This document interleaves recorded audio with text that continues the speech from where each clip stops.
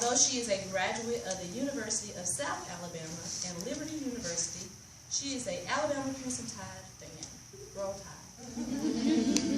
She is a pro-life advocate, blogger, poet, and writer, with her first book slated to be released fall of 2015. On her website, I'mAlwaysAshley.com, she posts personal and insightful revelations daily and is viewed nationwide by thousands. She has been married to Shelton Flores for 3 years, and they have one beautiful daughter named Felicity. They are expecting their second child March of 2015. I met Ashley at the Heart Conference, Pinky Promise Conference of 2013. I've been following her blog for a little while, and she just really inspired me on her blog. And I remember telling my friend Misha, I was like, I think that's that girl who's blogging. I think that's her. She was like, go speak to her. And I was like, well, I don't want to look like a stalker. So I think I waited till the next session and I saw you. And I saw her, and then I went up to her and spoke to her, and we just hit it off. And she has one of the purest hearts that I ever met. Above all else, I think Ashley wants you to know that she's a child of God. So right now, if y'all could give her a beloved welcome, Miss Ashley Flores.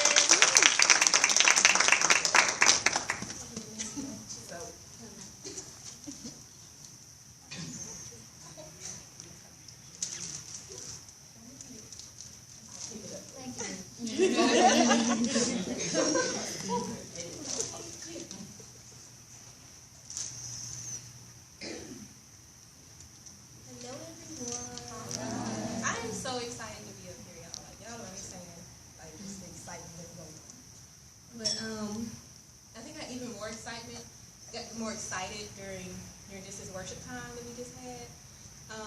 For a very personal reason, the second song, He Loves Us, that is my baby's favorite song. Like, I have been singing that song to her since before she was born, when she was a newborn, when she would cry. If I started singing it, she'd stop. I told people in the daycare, if they play it, I promise you she'll calm down. Never hates. That is like her. She stopped, and now she doesn't just smile. She's older now, so she laughs. And like, as soon as it starts playing, she just goes, like, like, that's the song. So it was, and I think we were talking about what do we want God, to do in this year. And I think we think outward actions for us to do sometimes. And I think this moment that just passed kind of reminded me of just to, God, what I want you to do this year, just keep me remembering that you love me. And that even if something hard is happening, you're not trying to hurt me. If I examine it close enough, I probably did it to myself. It was not you, or it wasn't a crazy attack from some. It was me, probably 90% of the time. And I had to write that down. I'm like, I need to remember that, this year. So it's being recorded. I write, but I'm a writer. I write down everything. I need words on paper, or I would forget things.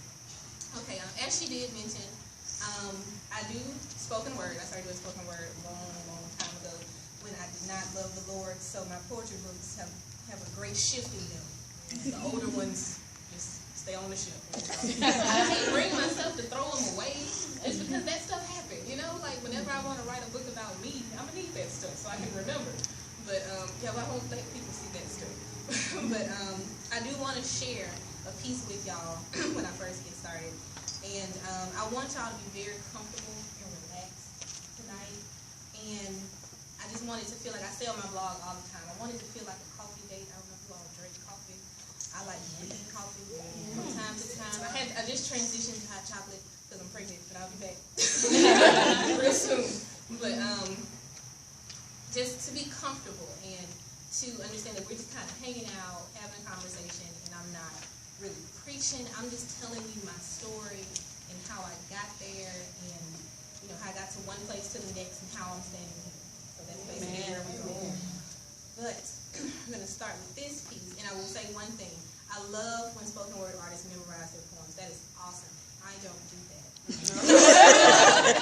I don't, because to me, my poetry is kind of like therapy, and I can get it out into the book, and I don't have to think about it anymore, and it's gone. And to memorize it, like read it 100 times, to memorize it seems like torture, kind of to me. So I'm working on it. They recorded me saying a poem on this one actually for the 40 Days for Life campaign, and the guy, he finally got them to get a teleprompter, so I don't have to memorize. Thank you. I just can't see myself doing it. I can't. I'm not that person. I love the people who do that. That's great. But okay. The name of this piece is called "The End to a Beginning." It will tie into the scriptures that I do mention today, but I wrote this March 22nd, 2010. So I'm preparing to tell you part of her testimony, unaltered, unedited, because of her new unwavering faith in our Father. She's unable to lie to another soul that can be saved if this story is told. I can't vouch for what you've heard before. She's been known to tell tales in an attempt to heal sores. Trying to fill an open wound, but this guilt had her consumed, so now I beg of you, please pay only half attention as you listen to this fictitious true story, filled with love and worry and relief, with guilt and satisfaction and disbelief, exploring the massacre and grief of a girl who made a blessing a nightmarish memory. Because she didn't have the time, and she didn't want them to know, and she couldn't allow her indiscretions to grow and to take the form of a life before she became a wife. So she became a prisoner of the night, carried the weight of the guilt, and wallowed in the shame. She now vows to never be that selfish again. See, his soul, she never got the chance to know. A mother's love wasn't within her hold, was never able to count his fingers and toes, or smile at how he had his father's nose, because she allowed the lure of worldly success to confuse. She ripped a future from her womb, and a hole in her chest, now forever intimately stretched across the curve of her breast, is a perfect scarlet A, to forever remind her of the day she slaughtered a dream. Beauty torn at the seam. It was a foolish act, a foolish attempt to wash sinful hands clean. It is reality nonetheless, uncensored truth at its best.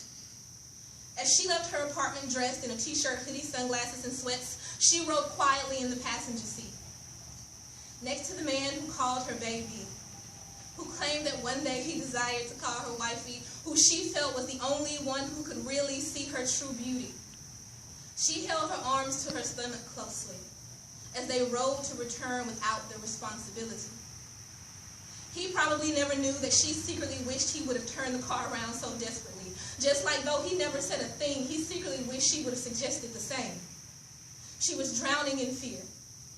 Cheek pressed against the window, eyes searching the skies for the strength to say no, but the power never came.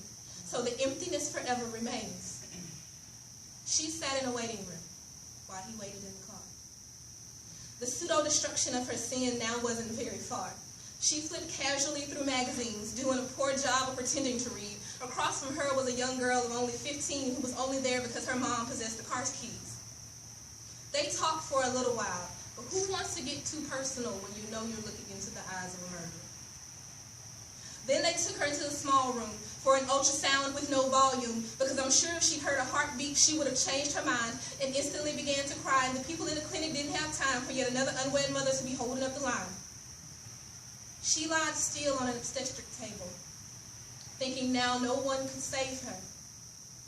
And I won't get into details because I could never accurately retell how she looked as tears began to swell while a stranger held her hand and smiled, falsely assuring her it would all be over in a little while.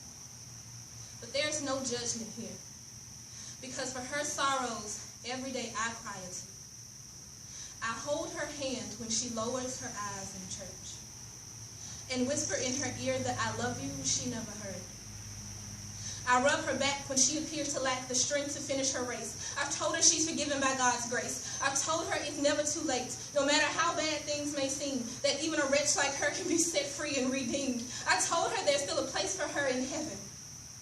Then quickly turned to Ephesians 1, verse 7, told her I'm not making this up. It's not just something I've heard. See, right there in the written word is the clause that gives you the freedom from the hell your flesh is trying to keep you in. It says we have redemption through his blood, the forgiveness of sins. So there's no need for her to slowly kill herself by keeping this pain buried so deep within. I explained that there's only one choice, one way, one love that can help her recover from what she's done. And though I never saw her face, there was a familiarity in her speech, and it wasn't until I gazed into the river that I was reminded that she was me. Stop underestimating His grace. Be grateful and thankful for God's mercy because He saved you.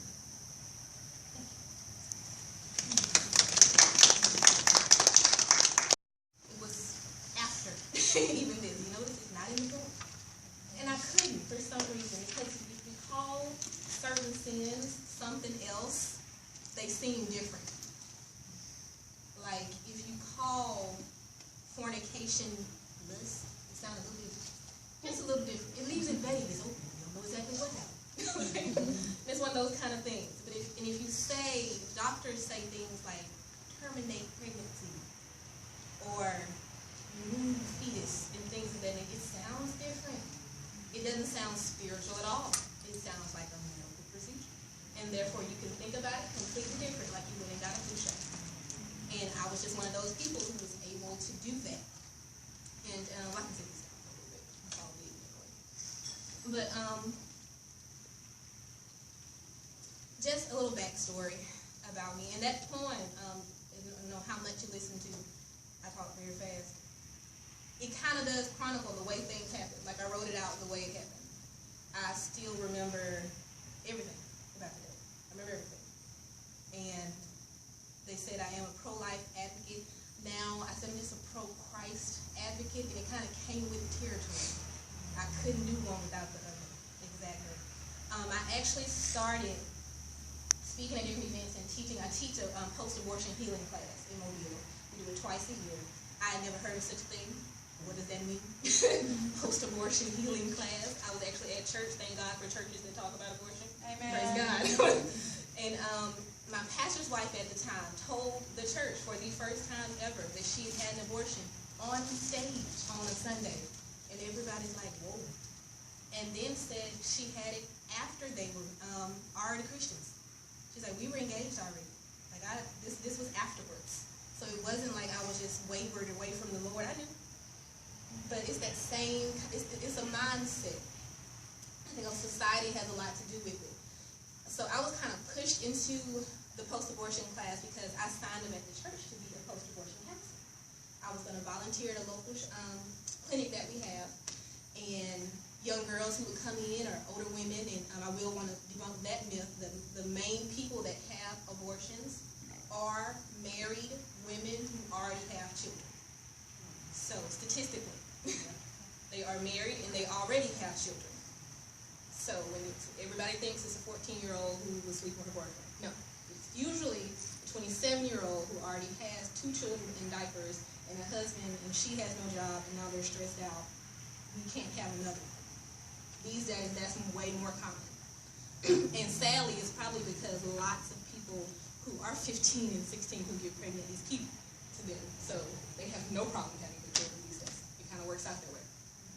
But anyway, I went to the session and to be a counselor, and I was going through the classes and all that. And in the course, they ask you if you had an abortion before. And on the paper, they don't ask you out loud. It was in the little paper. I'm like, all right, I'll check it. I don't think nobody's going to see this but the group leader. I'm going to turn my paper over. Then they say, or if you've taken someone to have one, write that down too. If you've encouraged someone to have one, write that down too. So everybody has to mark these off. Now, if you have answered yes to any of these, you must go through the class first before you're allowed to teach. Nobody saw that coming. So we went through the class and completely changed my life. And I say that because I thought I was over it. I thought I had already been healed from that because I could already talk about it to people. I could have a conversation with people. I was teaching high school Bible study at the time, and I could be open with them about it, and never really had an issue speaking. I could speak openly. I could do the poem. I got it. And it was fine. And it wasn't until I went through that class that I realized how much God was still dealing with me. I had no idea. And he was like, I wasn't done. You were done. And when you got to the point where you were done, you just stopped and said, I'm good. I got enough Jesus. I'm good. Those little t-shirts that say stuff like, a little more Jesus and a whole lot of coffee. Like he come in stages. But they're like, I love the cookies. But I think about that. So I went through the class, and during one of those classes, it makes you think about blame. Like, we had to make a pie chart with who was responsible for my abortion. I had to put like a big pie chart. How much of it was me? How much of it was the dad?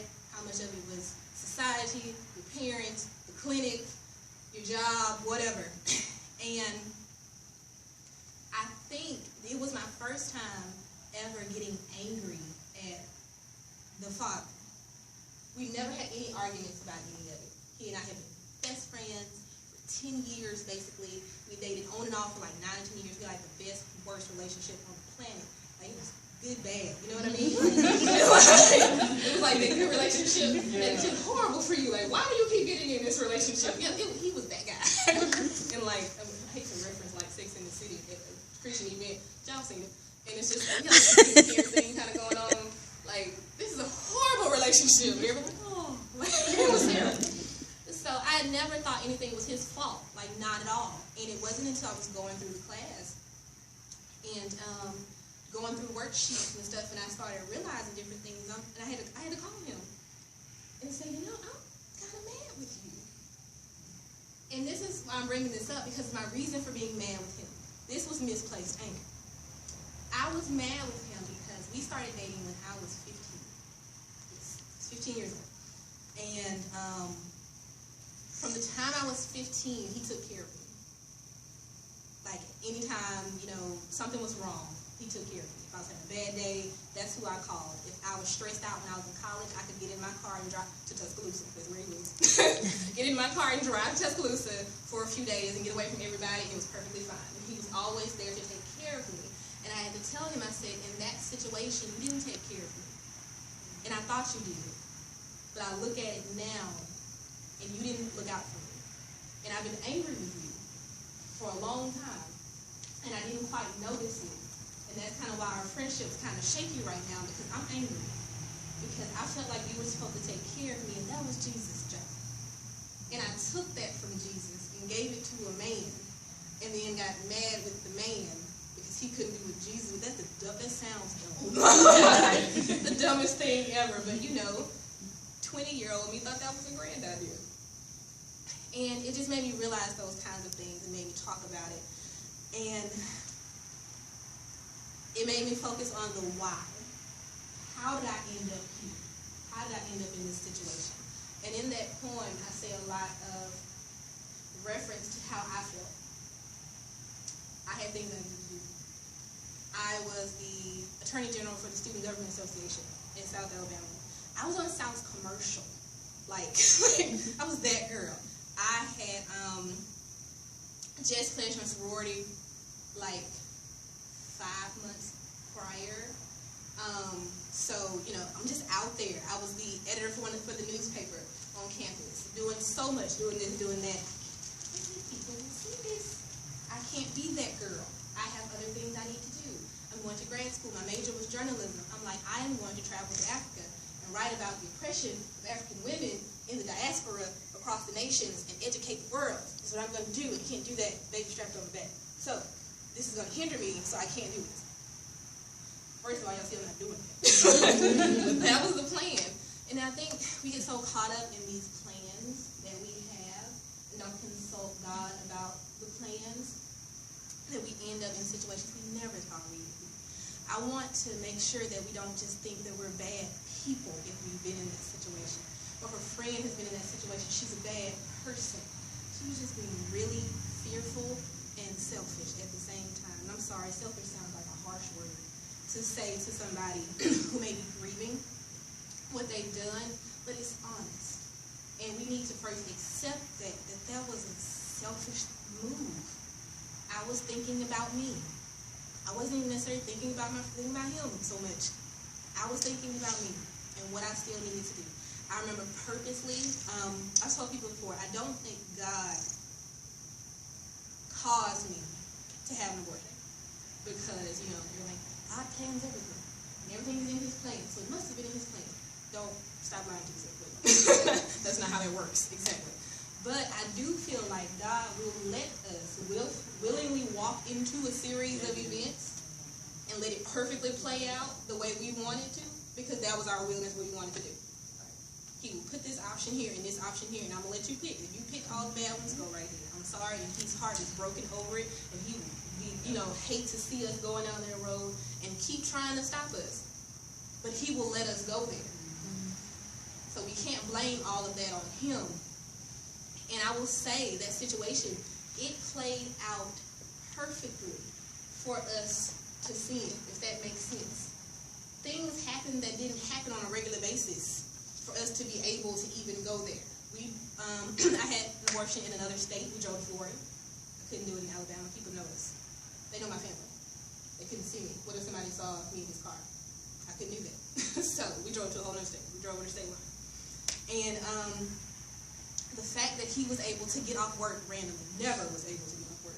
When I would go up there and visit, he would be at work and I was at the house. So he was able to get off work. This money that we paid appeared from nowhere. I'm a broke college student. I don't even know where I ended up with $200 from. He put the rest with it. But it just appeared, basically. That lined up. The fact that I was able to get off work. All kind of stuff just lined up perfectly. But it also probably lined up perfectly for us not to make that decision, too. I just didn't want to see those options. I didn't want to see anything. I just knew this had to stop. And I remember I purposely did not tell my mother.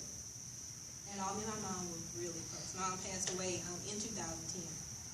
But we were all really close. Me, her, my sisters, and my grandmother. And I didn't tell her or my grandmother on purpose. Why? Because they would have made me keep it. God, that wasn't his plan. That was mine. I decided that.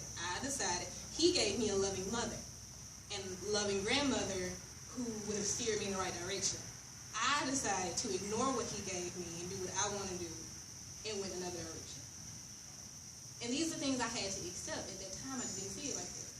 This is a good, people do this all the time. It wouldn't be so many Kindles if people didn't do this all the time.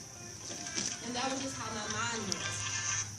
So, let me slide back over here to the notes. Yes. So, I want y'all to think for a second. I'm kind of interactive. You know, I wish I was tempted to make cards and stuff, hand out like working with kids too much. I do. I'm sorry. I see high school and middle school Bible study. I work with them. But just think, or if you have a journal on the right or typing phone, think about the most successful thing you've done in your life so far. It could have been, I don't know, you could be first Thanksgiving meal for the family, whatever. Something that, just whatever that thing was, you were like, so far, this is probably the most successful thing I've ever done. Don't uber spiritualize it. Because I know we're at church, and we naturally do that. Most successful thing I've done is getting the life of Jesus. Yes, okay, I get that. That too. That's what we're talking about right now. So just something, just whatever that thing was. And it may sound like something that you don't want to think about. It's like, I hate that that's the most successful thing. No, really, something that it could have been graduating or deciding you didn't want to go to school and leaving. Either one, that's the most important thing you do. Think about it right now. It might be a couple things. You might make a list. But I want you to think about that. And just keep it on a piece of paper. When you get home, maybe you can tear it out, put it somewhere where you can see it. But think about how you would respond if all of a sudden somebody said, you can't do that. If right before that opportunity came or that event happened, right before somebody walked up to you and said, no. They stopped you right at the step of the graduation and said, sorry, you made a mistake. You're not graduating. Or she's traumatized. Or they stopped you right before that, thesis you were supposed to write, or that wedding you've been planning with a friend or something, and all of a sudden you're like, never mind, we're not getting married. We know that you spent all of your waking hours helping us plan this wedding, and you and the rest of the best friends are completely tired of me. Never mind, we decided we're going to elope, we're going to the courthouse. Bye. Or something. That thing, some of y'all, I made a face as soon as I said it. What do you mean? What if I didn't do it? Is having what that was worth a life? Like a person. It wasn't until I was in that training class that I ever called child never said that word baby. Even when I was so openly talking about abortion to people, teaching Bible studies and stuff, I never said the word baby. My mind hadn't processed it as this was a baby. This was a pregnancy. Pregnancy is a thing. Baby is a person. Both nouns. But completely different. So I responded to them differently. And I remember when I said it in the class, I immediately burst into tears. I was like, this was a person. And in the class, we also had to pray, and this does sound uber spiritual, but I am, so just what it sounds like. We were asked to pray and ask God if we didn't know. Because some people, I was always, the few classes I've done, I'm always the youngest person there. Now, I don't know if God does it on purpose, but I'm always the youngest person there. And a lot of the women who are in the classes I teach are like 40, 50, 58, 62, whatever, years old. They had their abortions when they were completely illegal or just became legal and all kind of stuff. And but some of them a little more recent, but since it was so far back, they had them much farther along than I was. They were much farther along in their pregnancies than I was, so they knew genders. So they asked us to pray and ask God, if you didn't know, what gender was your child? Because we're Christians, right? And we believe in prayer. And we believe God answers prayers, right? We believe he answers prayers when we ask him for a bill to be paid. We believe he answers prayers when we're trying to get over a heartache or when we're trying to finish school. So that shouldn't sound so far-fetched if we do ask him, Lord, so what gender was the child? And we prayed. Some people find out, some people don't. We tell them, don't worry. If God doesn't tell you, don't try to make yourself think of something. He just didn't tell you. But I remember when the revelation came that it was a boy. I have a son. And at the end of this class, there is a memorial service for your child. And one of the ladies who's in the class, it wasn't for her child, it was for her daughter's child. She took her daughter to have the abortion. In Mobile, we have a place called Claire's Hope. If anybody ever wants to go to Claire's Hope, it's a beautiful place. There's a memorial wall in Claire's Hope. So it's kind of like a little mausoleum, almost, only for aborted and miscarried babies. And that's it. It's free. They make you a little plaque. It's a beautiful plaque. And you get to put the plaque on the wall with your child's name on it and a message to them, or just a message and a date, or whatever you want to put on it. And it is always there. So now you have a place to go. And I called the father and asked him before I picked the name. They were like, you want to pick a name? I'll pick a name. And they said, don't hyper-spiritualize the name. Now that you got to pick a name, now the child name got to be Joseph or Caleb or David or David. They're like, if you had a child, what would his name have to be? And how would you have named him? My mother's maiden name was Evans, and I had always said if I had a little boy, his name would be Evan. So his name was Evan. So I called my friend and said, I told him what was going on and told him that I had given him this first name. If he liked it, honestly, I wasn't going to change it, but I just wanted to see if he liked it. But I asked him if he wanted the middle name. And I was nervous because I was kind of like, is he going to think it's weird that I'm doing all of this anyway? He's not really living for God. He probably thinks this is strange. And without hesitation, he said Tramiel. And that gave me peace for two reasons. On something else that had been bothering me that I didn't know I was struggling with. One reason, that he wanted to name him. Two, he'd already thought about this. Like, that came too quick. He didn't skip a beat, Tramiel. So in Claire's Hope, there's a plaque that says Evan Tramiel Eaton. It says September 2008. And underneath it says Mommy and Daddy love you. And it is always there. And I put it very central location, so I don't forget where it is, because I don't go very often. But when I do go, I know exactly where it is. I leave little flowers and teddy bears and stuff. Lots of people leave all kinds of stuff.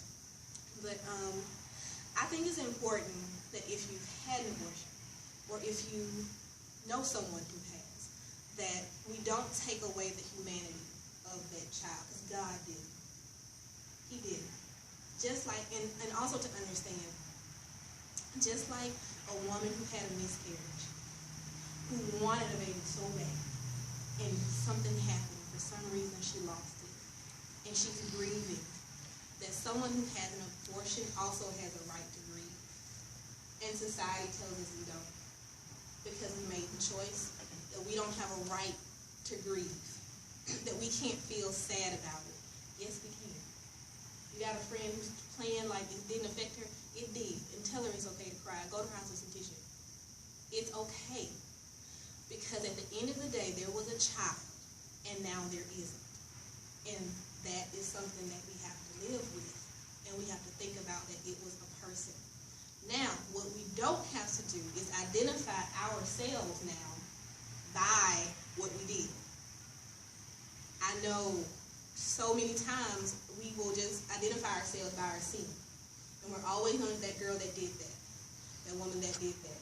Well, that's that girl that was, she was at that place, or she was with that guy, or she was married to him, and she divorced this guy, and she slept with that person, or she lied about this, she stole that, so now she's always thief, fornicator, liar, forever, because that's the way we know them. We don't live by those sins.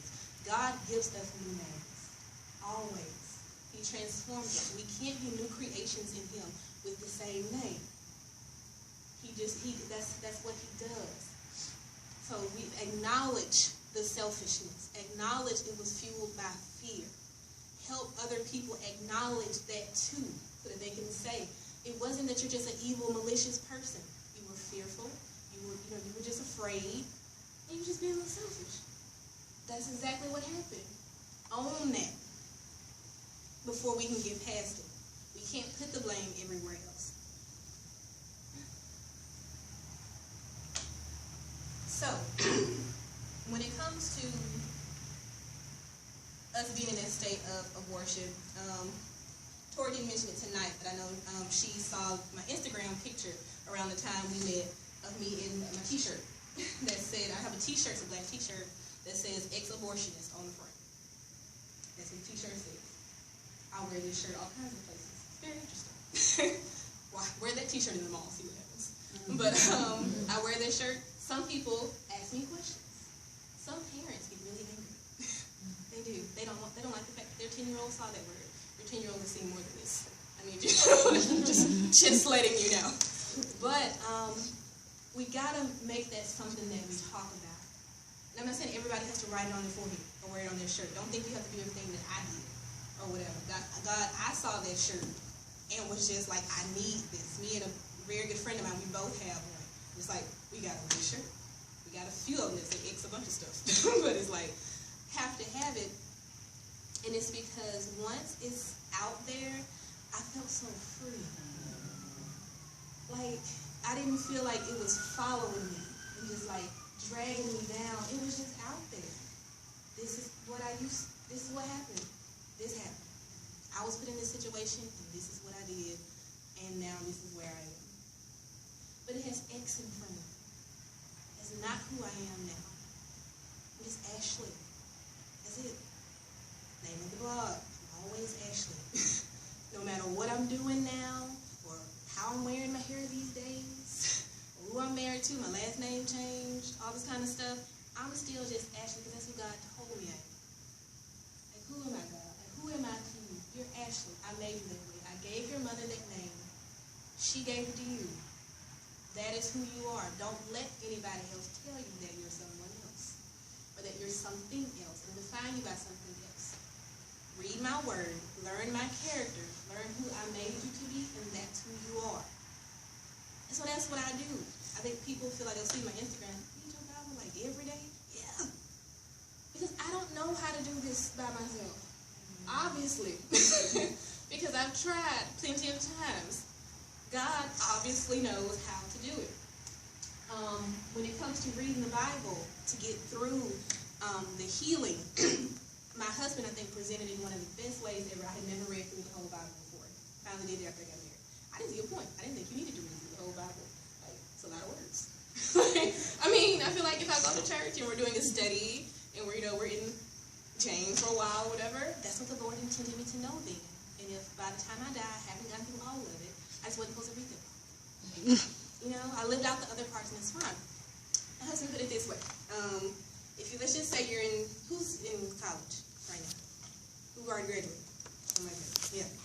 But just imagine, and you're going to be a whole doctor. So, like a whole doctor. Imagine if somebody came to you and said, we have all the answers for all of your final exams in this book right here. Everything's right here. All different labs you're going to do, they're all in this book. You can only have the book for a year. Then you got to give it back, or we're going to give you a test. Let me tell you how hard you would study that book. You have flashcards, memorize it. It would be second nature. What do you mean every answer is in this? What? My husband was converted to be a Christian when he was overseas in the military. So he became a Christian military, like missionary style. We usually became Christians by default because we live in the South. Like, that's just what you do on Sunday. If you're not in church, that's odd. And it's weird because everything is closed until about 11:30 anyway because they know everybody at church. So we just, by default, became Christians. So he came to it purely like that, and the way the chaplain kind of presented it was, presented God to him, presented Jesus to him, and he gave us this book that's God's breathed word right here, and the answers to the struggles you'll have in life are in this book. And my husband looked at me and said, why wouldn't you do it? Therefore, I read the Bible. I had nothing to say back to that. That is something that has helped me so much when it comes to reminders. I love devotional books and stuff. I do. There's nothing, though, now like just sitting down for long periods of time and reading the Bible. On those days when I have to remember that I have a daughter who is missing a sibling. I didn't say because I'm healed and, free from it that it doesn't hurt still sometimes. I think it hurts more now because before I could hide it until it didn't hurt. Now I can be open to that. I think it hurts.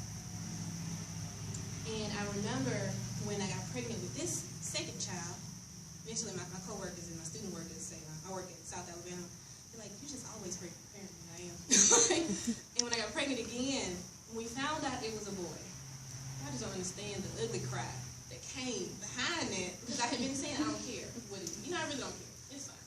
But when it was a boy, when I found out I was pregnant with Felicity, that was already something else. I'm like, Lord, me, the one who you gave me a child before already, remember what happened?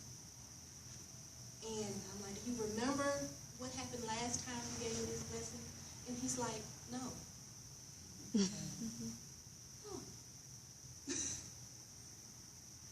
Yeah, sins. Cast it out. See your forgetfulness. Jesus died on the cross. You don't, huh? It's not faith in you at all. It's just faith in me. I'm the one still having issues with it. He's like, no, I don't. Really. And it's my duty now to not try to remind him every day. And to ask God forgiveness for the same thing every day. Lord, please forgive me. He's like, I did. I'm not trying to. And I will get into that mindset of thinking that we always need to ask for forgiveness for the same thing. I'm like, Lord, and he's like showing me that he's put me back. He's like, I gave you another child. I'm giving you a son. Can we, if you can, real quick, scripture. Genesis, I'm going to say 17. And of course, that was my pen and this fell out. That was in Genesis. That had it marked for me. Let's see. This is awesome. Okay. Genesis 17, verse 15. And it said, then God said to Abraham, this is the NLT version, so this is what I read. But then God said to Abraham, regarding Sarai, your wife, her name will no longer be Sarai. From now on, her name will be Sarah. And I will bless her and give you a son from her. Yes, I will bless her richly, and she will become the mother of many nations. Kings of nations will be among her descendants. I've read that several times. I just started over reading the Bible again at the beginning of the year, so in the beginning. And to just read that, I'm giving her a new name. He said an old name is bad. He's like, I'm just giving her a new name because she's new. She's not the same now. And God gives us a new name. Never again in Scripture do they call her Sarai. That's not her name anymore. Her name was Sarah. Don't keep calling yourself or women who have had an abortion by what they've done in the past. When God has redeemed them and given them a new name, they're not the same anymore. Somebody else. Just be Ashley. Don't try to be the Ashley you keep trying that you think you should be. Learn who I say you are and just be her. Don't try to be her. Just wake up and be her because that's who you are. When you're really being yourself, you don't have to try. That's who you are. You get up in the morning, that's just the person that you are. And in 16 it says, and I will bless her and give you a son from her. Like I said, I read through the Bible before. I wasn't pregnant with a boy at the time. So I think I kind of skipped past that part. It wasn't underlined in my Bible with stars, and my Bible is very colorful. I'm one of those people. And I also think my children are going to think I'm real good, too. You know, when your parents pass, everybody look through their Bible, or they fight over the Bible, they want it. Like, I have some of the most ridiculous stuff in the margins, like, what? Like, off to the side, exclamation points, or you say stuff like, boom, there it is, like, in the Bible. So my children are going to realize just how good Mama was when they're able to sit and go through my Bible. But to say that God is going to give me a son, something he did not have to do. To still have, I could have 7 girls, and he had, and it's fine. But he's like, I'm going to let you do this again. And then I didn't want to get wrapped up in that. Because what if something happened to me? And I'd be like, it was a punishment for what I did. And I was like, I don't work like that. God's like, your mind works like that. I don't work like that. Society mind works like that. Because then if you've ever had an abortion, you ever lose a child, you think it's punishment. Or if you learn later that you can't have kids, it's punishment. God is punishing you. He punished people. Look at the Old Testament. He said they did this, this would happen, over and over and over again. Yeah, we're Christians who also read the New Testament. So we have to read the redemption part too. We can't, like, you can't say because this happened he's going to punish you, but you also still don't sacrifice goats either. So we can't be picking and choosing which part that we're going to go with. All of it. God, Jesus' blood did that. We are redeemed. Okay? So don't just think as these things happen, it's just punishment. This is what's happening. Let's go to another scripture. Revelation. Don't turn the real off. Revelation all this. Revelation 12. Starting halfway through 10 through 11. So it's like halfway through 10. Starts out saying, for the accuser of our brothers and sisters has been thrown down to earth, the one who accuses them before our God day and night. The accuser. Who is the accuser? Everybody? Satan. Enemy. Evil. He's doing this all day and night. Don't help him. He got this. He has nothing better to do. He is faithfully telling Jesus, reminding the Trinity of all the horrible things you have done. As soon as you do them. The new ones he on them too. Like, look what she did. Like, don't help him by beating yourself up too. Now you want to remind God of what you did. And I was like, he got it. It's good. If you want to make sure that Jesus is reminded of your sin, Satan is taking care of that for you. He's doing that. If you want to remember that God is still not listening and paying attention, spend some time in the Gospels. Go back through John. Go back through Jesus' life. To be reminded of what he did and what he went through so that that doesn't even matter. In verse 11 it says, and they have defeated him by the blood of the Lamb and by their testimony. If you read in your actual Bible, you highlight something. Highlight it, please. By their testimony. The word of their testimony, so many different ways that's read. Read the Message version. Who knows what it says? Rick James version. There you go. One of my friends, we swear she preached from the New International Ghetto version of the Bible. But we get it when she says it, though. By their testimony. That they were, and they did not love their lives so much that they were afraid to die. That is anti-selfishness. That you don't love your life and your status and your degree and your relationship with your friends and your parents and old dude and whoever else so much that you're afraid to die to yourself so that you would now therefore kill to keep that life. We do that with so many other things, not even just abortion.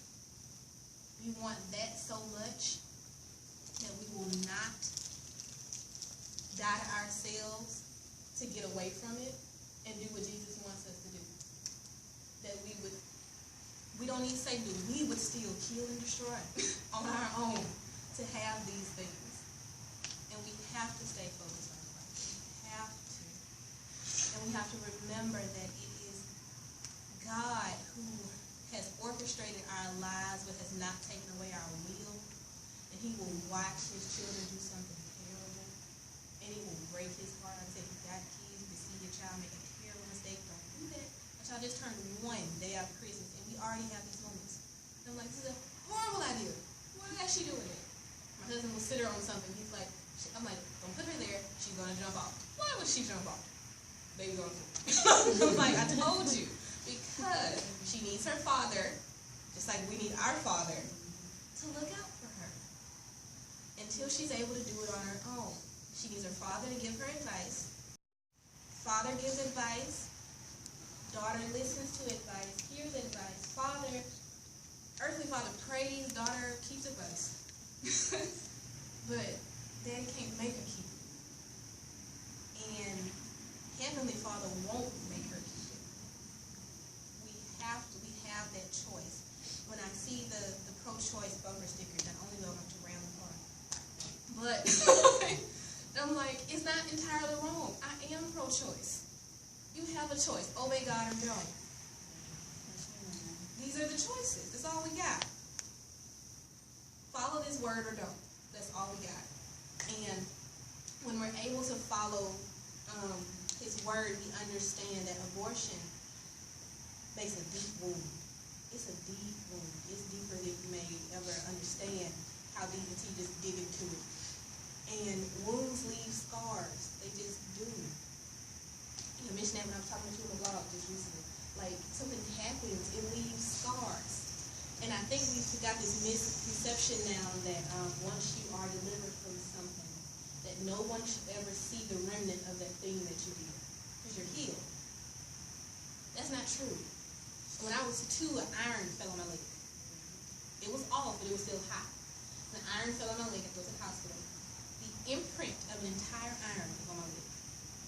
As I have gotten bigger, so not chew, it stretched. So from like here to here, there's the print, there's all the little holes that are on the iron. There's a bunch of little brown dots on my leg in the shape of iron. And there's 3 big dots at the top. People have asked me before, and people go years, they've known me, and never like, I never noticed that. But the scar is still there. It happened. Is it healed? Yes, perfectly healed. Nothing wrong with it. You know, they had to treat it for a while, they put cream on it, that's using, kids get burned and stuff, had to wear baby juice and whatnot. It's healed. It doesn't affect me day to day. I don't think about it all day. Like, I'm not self-conscious about it. I'm not trying to, like, I only wear pants or something because I don't want people to see it. But it still happened. And it's still a scar. Don't think that because God healed you from something that it won't be a scar. I choose to wear my scar on a t-shirt from time to time. Or post my scar on a blog. Or on my social media feed. And that is because of one simple reason. It is in honor of my son. Because I will never forget, again, uber spiritual moment, but me and Jesus just cool like that. We have those moments. And I was praying. And I remember I had a dream with my son in the dream. And I don't remember anything else he said. I remember we were having a conversation. I don't remember anything else he said in this dream. Besides, tell them about me. All he said. I have to be in this position to tell people about him.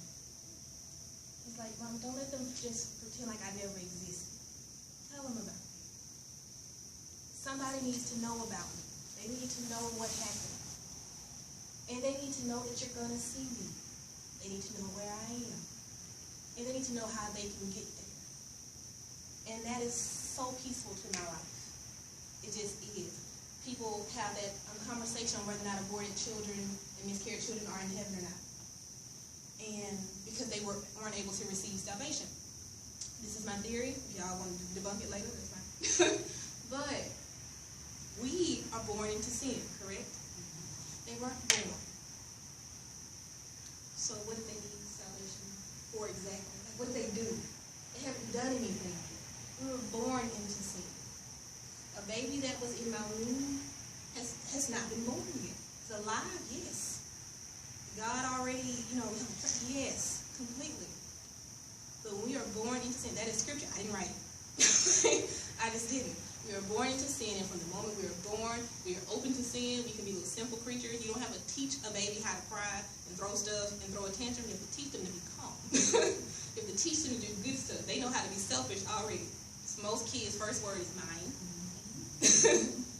The way you get a baby to eat usually is pretend like you want it, and then all of a sudden they want it. So they know selfishness quick.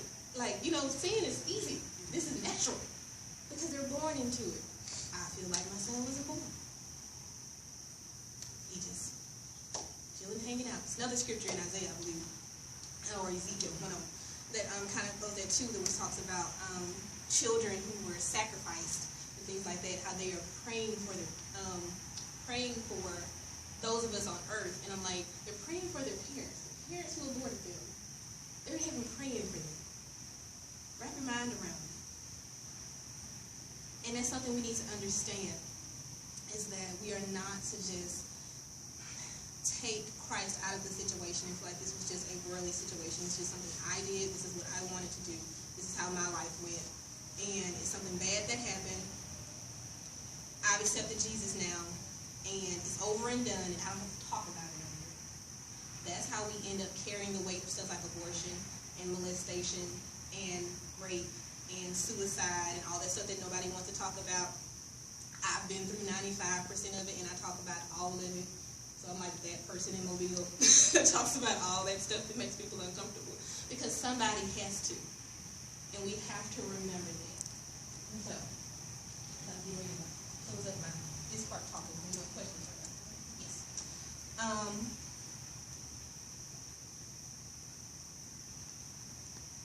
Yeah. I wanted to clarify something about testimony before I'm done, and that's just two things. One thing about testimony and one more point about testimony. Testimony does not always have to look like this. You don't always have to be standing up in front of a crowd of people. You can be at Starbucks with your mom. You could be talking to, I have a 12-year-old niece, and there are certain things and conversations we have to have because she needs to know these things. I remember when I was 12. I was serious at 12. It was a lot going on that I was exposed to that I should not have been exposed to be 12 years old. But I was in a situation, I was in an atmosphere where these things were around me. So I was exposed to this kind of stuff.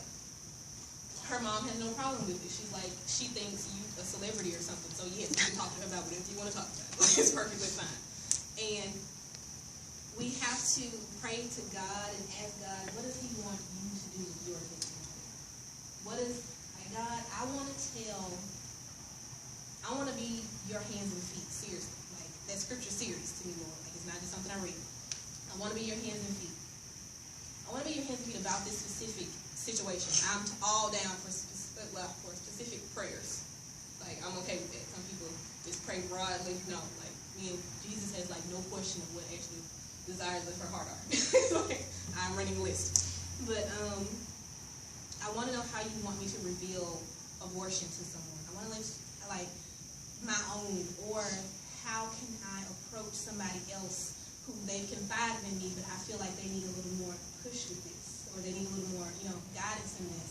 Or I just really want to volunteer at a clinic or something. How do you want me to do that, Lord? Just ask him. I don't have to sit down and try to figure out how to do this. So ask him first. Because he'll probably tell you, it's a chance he could tell you real quick. You was trying to figure it out on Google for a long time and couldn't find it. Just figure it out. So figure out what testimony looks like in your life about whatever you've been through, or about what the person you need to talk to has been through, and focus on that. Also, I talked about post-abortion healing classes. I have my cards in my pocket. I'll leave them over there on the table. They have my website on them, they have my email address, has my cell phone number on it. I give out my cell phone number when I go speak. Not like a separate business phone, cell phone. No, it's my cell phone. I've never had anybody abuse it. And like you call me 2 o'clock in the morning 2,000 times. No. But she just appalled at 2 in the morning. But yes, it's one of those things. If you have a question, text me. That's fine. I am a person who does have boundaries. Everybody knows at 8 o'clock I answer no phone. And at 6 o'clock, it goes in my bedroom on the charger, and it doesn't come out till the morning. So if you call, I might miss it. It's a possibility. And that's just a boundary because my husband's in school full time. I work full time. When we get home, that's all we got before we're ready to go to sleep. I like to be asleep by 10. So we got a little child to take care of. That's the only time we get before he gets time to start back doing homework. I don't do cell phones. I take social media apps off my phone on weekends. So if you send me a Facebook message or Instagram message or something, I may not see it till Monday. I'm not ignoring you. I really want to answer you. But feel free, because I think we need communication and people to talk to about things. And I think that's something that's so beautiful about what Tori has been doing and what just the whole Beloved Dream Team has been doing, is making a way for people to communicate about what's going on in their lives and not just go to church and hear about it, take that in, and go home by ourselves and then figure out on our own what it should look like and how we should fix it. No, to be in community and fellowship with each other and figure out what we're supposed to do. So it's perfectly fine. Text me, call me, I'm good. I just tell people, if you call me, I'm horrible about returning phone calls. I'll return a text message. I'm terrible at returning phone calls. Sorry. Jesus help me. But, yes, and also, I do know of some post-abortion classes in this area. So if you email me and remind me, I can get dates and stuff for you for those kind of things, so you can refer somebody, or if you need to go, you can go yourself. Well,